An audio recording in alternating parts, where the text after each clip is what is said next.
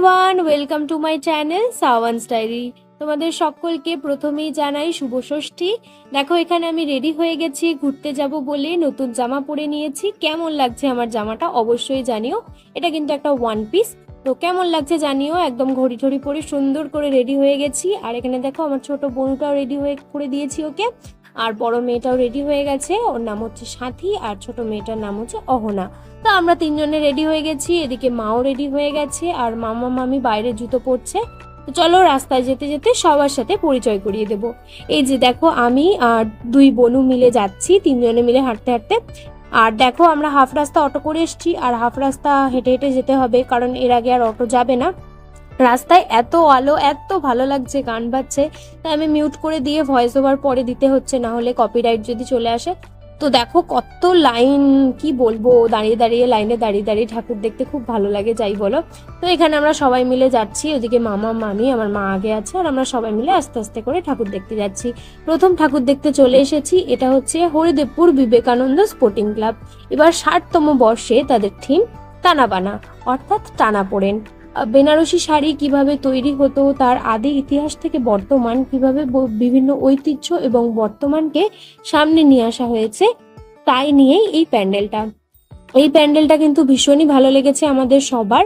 আর ঠাকুরটাও কিন্তু ভীষণই সুন্দর। দেখো এখানে ওই যে আগেকার দিনে যেরকম শাড়ি বোনা হতো না, সেসব মেশিন রাখা ছিল, জানো তো, ভীষণ সুন্দর। দেখো দুর্গা ঠাকুরটাকেও না বেনারসি শাড়ি দিয়ে সাজানো হয়েছিল, ভীষণ সুন্দর লাগছিল। এই দেখছো, এই মেশিনগুলো রাখা রয়েছে। আর পুরো প্যান্ডেলটা না পুরো বেনারসি শাড়ি দিয়েই বানানো হয়েছিল। দেখো এখানে একটা শাড়ি রাখা রয়েছে, ভীষণ সুন্দর। মানে প্যান্ডেলটা কোনায় কোনায় একদম বেনারসি শাড়ি দিয়ে সাজানো ছিল, মানে খুব সুন্দর।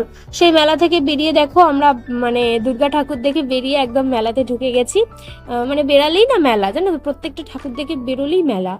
আর এখানে দেখো বনু বায়না করছে এই যে বাবলস গুলো নেবে। তো যাই হোক, মামা ওকে একটা কিনে দিল। আর আমরা দেখি কি খাওয়া দাওয়া করবো নাকি ঠাকুর দেখতে যাব, দেখি। এক্ষুনি কেউ খাওয়া দাওয়া করাবে না, একদম শেষে খাবো।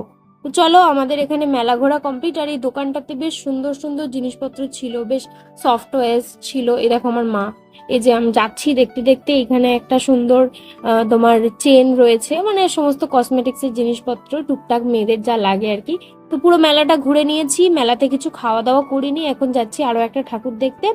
তো চলো ঝটপট করে যাই সবাই মিলে, আরো একটু ঠাকুর দেখে নিই, পরপর না অনেক ঠাকুর। চলো, এবার চলে এসেছি অজয় সংহতি। এবারের থিম তাদের সর্বং সহা।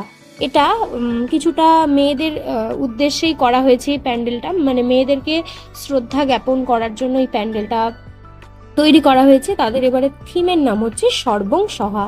মানে প্যান্ডেলটা কিন্তু ভীষণই সুন্দর। মানে মেয়েরা কিভাবে সমস্ত কাজ সামলে বাইরে ঘরে যতটা মানে করছে, এমনকি অনেক দূর দূর পর্যন্ত মেয়েরা পৌঁছে যাচ্ছে। মানে মেয়েদেরকে নিয়েই কিন্তু এই প্যান্ডেলটা করা হয়েছে। কিভাবে শুধু বাইরে ঘরে নয়, তা বাদেও নিজের সন্তানকে কিভাবে লালন পালন করছে মেয়েরা, মানে মেয়েরা কত কিছুই না পারে, সেই নিয়েই এই প্যান্ডেলটা। তো মেয়েদের উদ্দেশ্যেই এই প্যান্ডেলটা করা হয়েছে, মেয়েদেরকে শ্রদ্ধা জানানোর জন্য। তো প্যান্ডেলটা তো আমাদের ভীষণ ভালো লেগেছে। তোমাদের কেমন লাগছে অবশ্যই জানিও। দুর্গা মাকেও কিন্তু দারুণ লাগছে। এই দেখো, এখানে অনেক কিছু লেখা রয়েছে, তোমাদেরকে সবটাই শেয়ার করছি, কেমন লাগছে জানাও।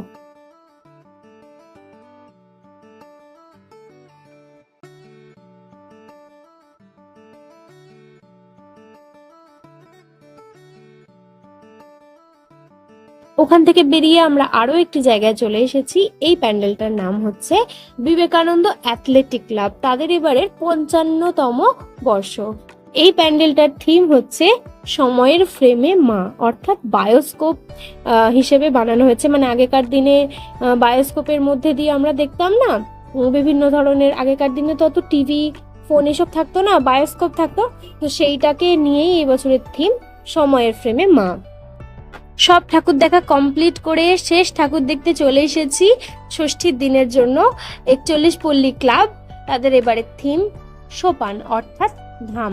তারা এবারে 68তম বর্ষে, তাদের থিম সোপান। খুবই সুন্দর প্যান্ডেল। এখানে মূলত দেখানো হয়েছে আগে মানুষ পুতুল নাচাতো, এখনকার দিনে যা হয়েছে রোবট কিন্তু মানুষকে নাচাচ্ছে। এই নিয়েই প্যান্ডেলটা খুবই সুন্দর। সময়ের মানে কি বলবো, সময়ের সাথে সাথে যে পরিবর্তনগুলো হচ্ছে সেটাই এখানে দেখানো হয়েছে। এখানে দেখো পুতুল নাচ হচ্ছে, তার সাথে সাথে আরো একটা সামনে দেখো মানে রোবটটাই মানুষটাকে নাচাচ্ছে, মানে মনে হচ্ছে অরিজিনাল মানুষ। একটু এগিয়ে যাই, তারপরে তোমরা দেখতে পাবে, এই যে দেখতে পাচ্ছ মানুষটা ঝুলছে। তো ভীষণই সুন্দর প্যান্ডেলটা, তোমরা একবার না এলে কিন্তু বুঝতেই পারবে না। হরিদেবপুর 41 পল্লী ক্লাব, তাদের এবারের থিম সোপান অর্থাৎ ধাম। এই দেখতে পাচ্ছ, এই লোকটাকে দেখে মনে হচ্ছে না এটা হচ্ছে রোবটটাই নাচাচ্ছে আর কি, মানুষ মানে মানুষকে রোবট এখন নাচাচ্ছে। দেখতে পাচ্ছ, মানে ভীষণ সুন্দর প্যান্ডেলটা, তোমরা না এলে বুঝতেই পারবে না। যারা কাছাকাছির মধ্যে রয়েছে কলকাতার মধ্যে, তারা অবশ্যই একবার এই প্যান্ডেলটা অবশ্যই ভিজিট করো। ভীষণ সুন্দর প্যান্ডেলটা, আর দুর্গা মাকেও ভীষণ সুন্দর করে এখানে সাজিয়েছে, খুব সুন্দর। তো আমরা সমস্ত ঠাকুরগুলো দেখে নিলাম। এবার চলো, কেমন লাগছে তোমাদের সবকটা প্যান্ডেল অবশ্যই জানিও, কোন প্যান্ডেলটা ভালো লেগেছে সেটাও জানিও।